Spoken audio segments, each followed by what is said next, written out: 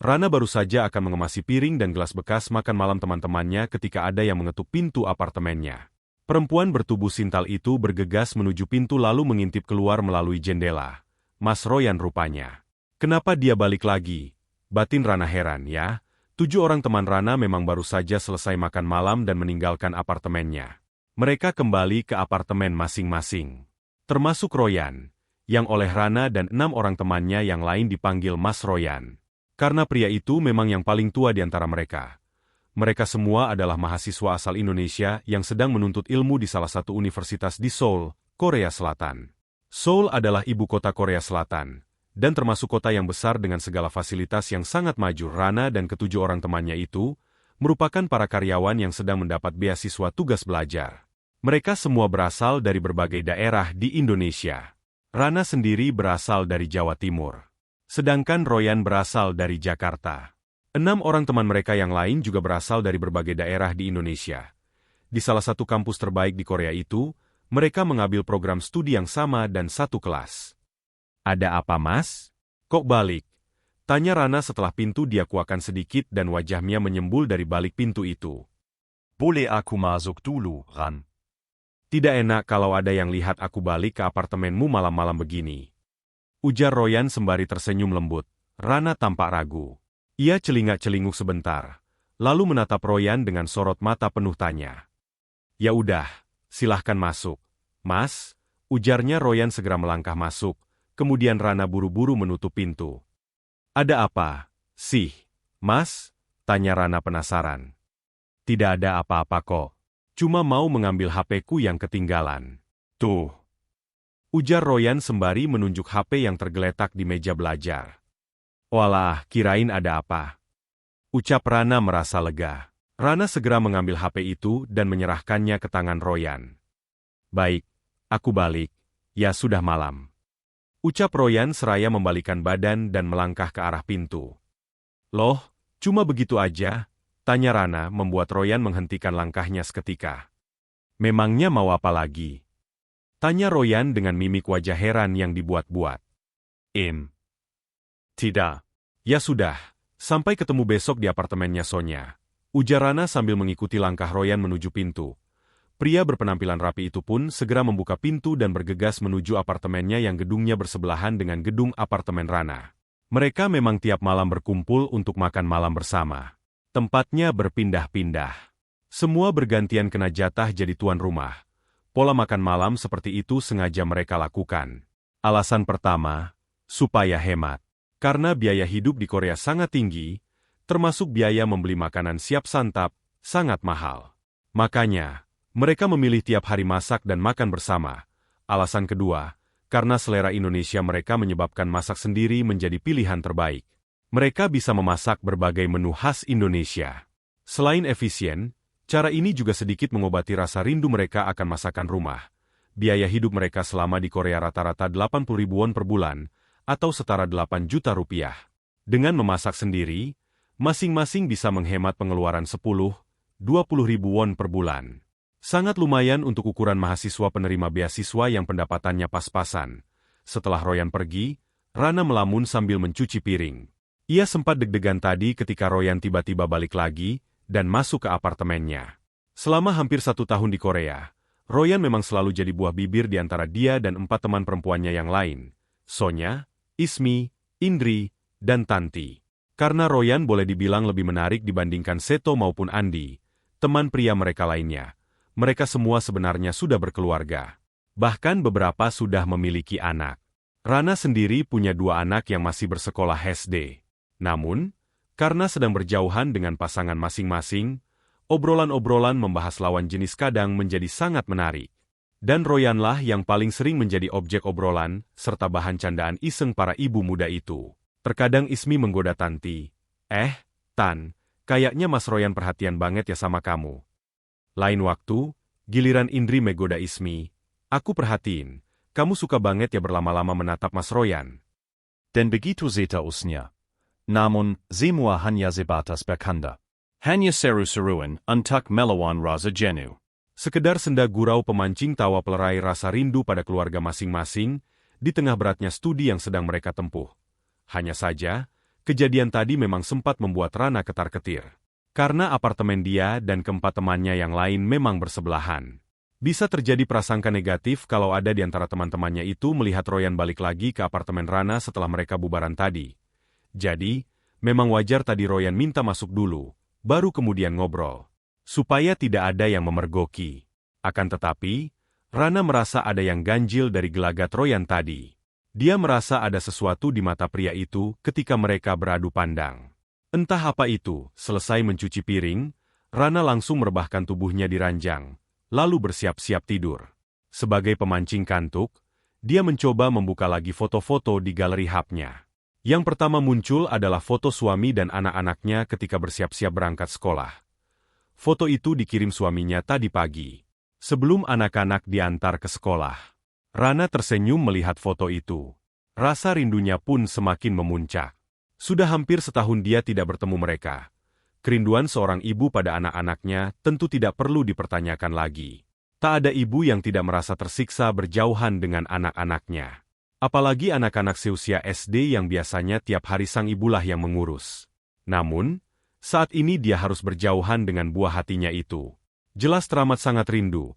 Kalau bukan karena kesempatan untuk sekolah lagi secara gratis, di luar negeri pula, jelas dia tidak akan mau berjauhan dengan anak-anaknya. Karena sebelum mengikuti program tersebut, Rana lah yang setiap hari mengurus suami dan anak-anaknya. Tanpa bantuan asisten rumah tangga sementara, kerinduan pada suami tak kalah hebatnya. Selain rindu hati, jelas juga ada kerinduan batin. Setahun berjauhan, setahun pula dia tidak merasakan kehangatan dari suaminya. Di saat-saat tertentu, gairahnya kadang muncul tak terkendali. Rasa rindu pada suami pun makin tak tertahankan karenanya. Rana terus mengusap layar HP untuk bergeser melihat foto-foto berikutnya. Dia terhenti pada sebuah foto ketika dia dan ketujuh orang temannya jalan-jalan ke pusat kota minggu lalu. Di sela-sela jadwal kuliah mereka yang padat, mereka tampak ceria di foto itu. Semua tersenyum lebar, termasuk Rana. Di foto itu, dia sedikit membungkuk supaya tidak menutupi Royan yang berada di belakangnya. Tanpa sadar dia tersenyum tipis selama memandangi foto tersebut. Namun tiba-tiba wajah Rana berubah menjadi serius. Lalu ia zoom foto itu supaya terlihat lebih jelas. Dilihatnya ada tangan merangkul bahunya. Rana sadar, ketika itu memang ada tangan yang merangkul bahunya bersamaan dengan kamera dijepret. Tapi dia menyangka itu adalah tangan Tanti yang ada di sebelahnya. Atau, tangan Ismi yang berdiri sedikit di belakang. Ternyata setelah diperhatikan lagi, tangan itu bukanlah tangan kedua temannya itu. Setelah foto di zoom dan dilihat seksama, rupanya itu adalah tangan Royan, yang dengan jelas merangkul bayunya dengan nyaman. Sontak Rana pun terkejut melihat kenyataan tersebut. Sejenak Rana termangu. Ada apa dengan Royan sampai berani merangkul bahunya? Apalagi rangkulannya tidak seperti rangkulan seorang teman pada umumnya. Apakah teman-teman yang lain telah menyadarinya juga? Sebab mereka semua juga menyimpan foto itu. Lantas, apakah ada kaitannya dengan gelagat aneh Royan tadi? Jangan-jangan, tadi HP-nya sengaja ditinggal supaya ada alasan untuk balik lagi ke apartemennya? Berbagai pertanyaan liar pun bermain dalam pikiran Rana. Rana terus mengulum senyum sambil melanjutkan melihat foto-foto lainnya. Dalam hati, dia merasa menang. Karena dari keempat teman wanitanya yang lain, ada indikasi Royan lebih perhatian padanya. Tapi, ini sebatas lucu-lucuan semata. Toh dia punya suami, dan Royan pun sudah beristri. Sejak kejadian malam itu dan setelah menyadari Royan pernah merangkul bahunya saat berfoto, Rana menjadi lebih sering memperhatikan gerak-gerik pria taman itu. Saat mereka berkumpul, Rana selalu menyempatkan curi-curi pandang pada pria yang mereka anggap sebagai pemimpin tidak resmi itu. Ternyata, Royan memang suka memperhatikan dirinya. Beberapa kali mereka beradu pandang karena saling memperhatikan. Royan tersenyum penuh makna, membuat Rana tertunduk malu. Selalu begitu tiap kali sorot mata mereka saling bertemu. Setiap bepergian akhir pekan, juga kentara sekali kalau Royan selalu berusaha berada dekat dengan Rana. Setelah dilihat hasil foto bepergian itu, ternyata hampir dalam setiap foto, posisi Royan selalu di sebelah atau tepat di belakang Rana. Hingga beberapa minggu kemudian, Rana kembali menjadi tuan rumah makan malam. Gelagat Royan semakin menjadi-jadi. Semakin banyak diam tapi sering memperhatikannya. Membuat Rana mulai merasa salah tingkah karenanya. Ketika semua hendak pulang, Rana melihat jelas HP Royan tertinggal di sofa tempat dia duduk. Ia mencoba membiarkan saja. Dia sengaja tidak memberitahu Royan. Sampai pria itu akhirnya pergi meninggalkan apartemennya. Entah kenapa, Rana ingin pria itu kembali lagi untuk mengambil HP-nya itu, yang mana bisa jadi sengaja ditinggal. Dan benar saja, selang beberapa menit, ada yang mengetuk pintu apartemennya. Pasti Mas Royan, gumam Rana sambil bergegas membuka pintu. Loh, balik lagi? Ada apa, Mas? Tanya Rana pura-pura kaget dan berlagak tidak tahu soal HP Royan yang ketinggalan. Royan pun tersenyum tipis dan berkata, boleh aku masuk dulu? Silahkan. Jawab Rana antusias. Rana cepat-cepat membuka pintu lebih lebar dan setelah Royan masuk, segera dia tutup. Maaf, Ran. Ternyata HP-ku ketinggalan lagi. Royan cengengesan sambil menunjuk HP-nya yang tergeletak di sofa. Sebelum Rana bergerak mengambilnya, Royan sudah duluan. Dia pungut HP itu lalu duduk tanpa dipersilahkan. Cuma mau ambil HP saja kan Mas? Tanya Rana heran karena melihat Royan malah duduk di sofa. Tidak segera pergi seperti saat HP-nya ketinggalan yang pertama dulu. Aku suntuk sendirian di kamar. Ran, boleh aku di sini dulu sampai kira-kira jam 9? Tanya Royan sambil menaikkan kakinya bersila di sofa. Rana tak menjawab. Dia segera melirik jam di layar HP-nya, pukul 20.10. Sesaat dia terlihat bimbang. Tapi, akhirnya membuat keputusan. Oh, ya sudah. Senyamanmu aja Mas. Malam itu mereka mengobrol tanpa jeda membahas berbagai macam hal. Senda gurau pun mewarnai obrolan mereka. Dan tak terasa, hampir 2 jam waktu berlalu. Lalu setelah pukul 22 Royan baru meninggalkan apartemen Rana. Dengan sangat pelan ia membuka pintu apartemen temannya itu. Supaya derit engsel tidak terdengar. Mereka khawatir ketahuan oleh teman-teman yang kamar apartemennya bersebelahan. Kemudian, Royan berjalan dengan senyap menuju apartemennya. Dari hari ke hari, hubungan Rana dan Royan semakin akrab. Melebihi seorang teman. Komunikasi mereka secara online semakin intens. Percakapan mereka pun sudah semakin cair. Tidak lagi hanya sebatas basa-basi atau membahas urusan kuliah semata. Meski demikian, di depan teman-teman, mereka tetap berusaha terlihat biasa-biasa saja. Hari ini mereka tidak ada agenda makan bersama. 5 orang di antara mereka sedang tidak berada di apartemen masing-masing karena berbagai keperluan. Ada yang sedang mengunjungi teman, ada yang sedang ikut profesor mereka untuk urusan penelitian, dan ada juga yang sedang jalan-jalan ke kota lain. Hanya Royan, Seto, dan Rana yang masih ada di apartemen masing-masing. Rana baru saja selesai mandi ketika ada pesan masuk. Ran, sudah makan? Boleh aku ke apartemenmu? Demikian pesan dari Royan. Yang mana membuat Rana jadi bimbang. Sambil berpakaian dia terus berpikir. Jantungnya pun berdetak lebih kencang. Di satu sisi, jelas berbahaya kalau dia hanya berduaan di kamar bersama Royan.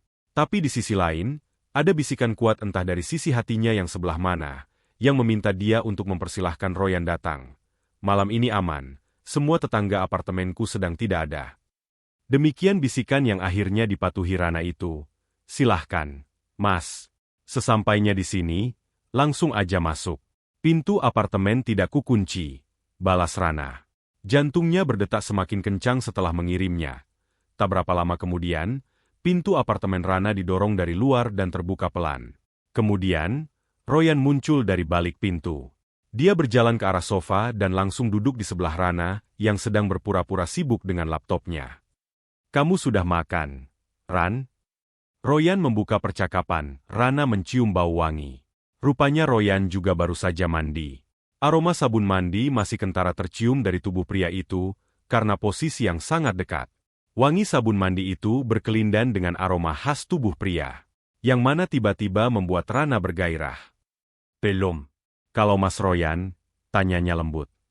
Aku juga belum. Ada bahan yang bisa dimasak tidak di apartemenmu? Ujar Royan basa-basi. Sekedar untuk masak nasi goreng.